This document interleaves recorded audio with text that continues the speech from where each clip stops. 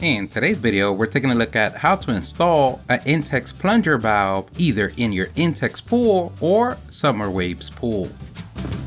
This is so easy, anyone could do. Everything that we use on the video, we're gonna leave a link on the description. Don't forget to like the video and subscribe. That does help us out a lot. And no matter if you have an Intex pool or Summer Waves pool, the technique is the same. In our case, we're replacing a Summer Waves outlet on our Summer Waves pool for an Intex valve plunger. And we're doing this particular installation to be able to use the Intex CX300 pool cleaner. If you want to check out our video on how to install that, we'll leave a link on the description of the video. And on this particular kit, it's a complete kit. You have inlet and outlet, but today we're only going to install the plunger valves and the adjustable pool inlet jet nozzle. And the great thing about this plunger valve, just like the name states, is that you can open and close it at your disposal. And the same goes as well for the inlet jet nozzle. Because it's adjustable, you can point it wherever you want the water to flow. And an additional perk that it has an aerator valve, which you remove the rubber cap and you add air to your water mixture. So that means not only you're upgrading your pool parts, but at the same time, you're making it a fish tank. Not only it looks cooler, but it gives the water more pressure and more movement. Also on the box, we have two Intex strainer connectors with strainer grids.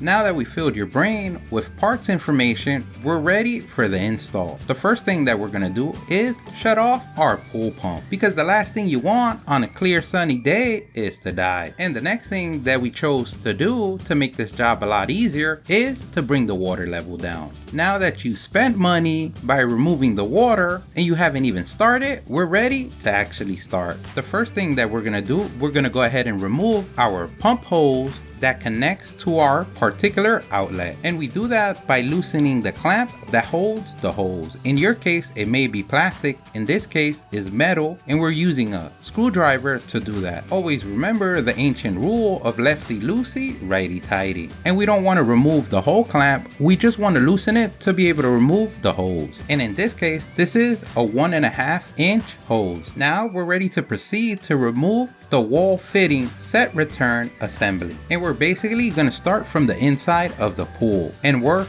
our way outward. And remember, lefty loosey, righty tighty. And the technique is just removing everything until you just get to the bare bones of the pool. So just like when you were a kid, disassembling everything, this is now the time to reminisce. Now we're gonna go ahead and twist off our hose connector adapter. But remember, you're an adult now, so no missing pieces or things built back with pieces left over is the goal. Now that we have the hose adapter off, we can go ahead and remove the ring that holds the assembly. Now you've done it, grasshopper. You removed the water from the pool, costing you money. Now you have a hole in your pool. That means we're in a good track. But don't worry, here at the StatUpBox team, we've got your back. Now we're gonna take our adjustable pool inlet jet nozzle assembly and disassemble it. If you notice the trend, we're basically going for the world record for most parts on a job. And remember, we don't leave any parts behind. And what we want to get to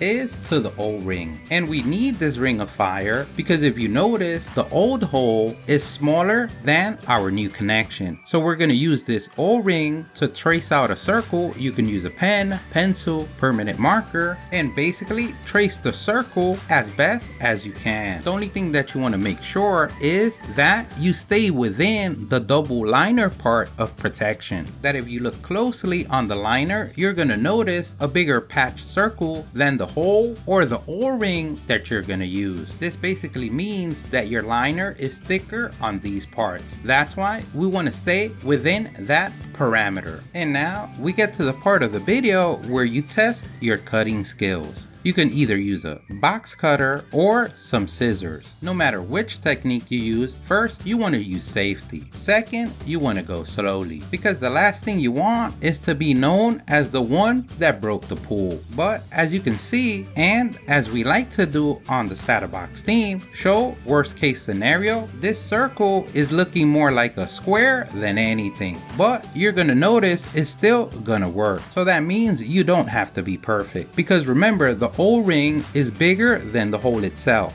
So once pressure is created, the water is not going anywhere. Now that our pool has lost value and any kind of warranty has been voided, we're ready to insert the inlet nozzle receiver from the inside of the pool. We want to make sure that the O-ring is inserted, and the O-ring can be inserted from the outside of the pool or the inside. We've noticed really no difference, but we like to have it on the inside. We feel it gives it more protection. As you can see, even with our wobbly circle cutout, it's still a tight fit. And we want to make sure that our hole for our air valve is pointing up. So now, no matter if you chose to have the O-ring in the inside of the pool or the outside of the pool, we're going to go ahead and install our twisting ring nut back into our receiver. And this is the part that you want to make sure that you tighten well, because this is what's going to avoid any water coming out. And remember the ancient rule of righty-tighty, lefty-loosey. Now we're ready finally to install our plunger valve. We want to make sure that we have the O-ring inside of our connection, and we're ready to align and twist and tighten all at the same time. As you can see, everything is coming together. We're ready to install our secondary air valve on the top. We can go ahead and place the cap. We're ready to finish it off by installing inside of the pool the adjustable inlet jet nozzle. And you can start putting a smile on your face because you're almost there. It's looking closer and closer like somebody else's pool. We're gonna go ahead and reverse engineer our way to glory by installing back the hose. We remember to install the clamp, especially if you want the water to stay inside the pool. And remember, never over tighten, because at the end of the day, everything is plastic. And we can go on how things are not made like they used to, because the last thing we want is to feel old. And now comes the moment of truth. We fill the pool back with water, open our plunger valve, and you're gonna notice a picture of a lock, open and close, meaning on the open lock, that's how you open, and on the closed lock, you lock. And if you don't see any leaks, you can pat yourself on the back for a job well done. If you do see any leaks by tightening more, that should do the job. As you can see, now it's a lot easier to adjust the jet stream to the location that you want, but also by removing the cap from the plunger valve, you add air to the jet stream, creating a bigger and nicer stream and more movement on the pool water, helping everything to mix better in chemical day. Don't forget, if you liked the video, please give us a thumbs up. That really helps. If you have any questions, place them in the comment section below. Either someone on the StatUpBox team or someone in the YouTube community can help you out with an answer. Don't forget to subscribe, follow us on social media. Thank you for watching, and here's a link to our latest video.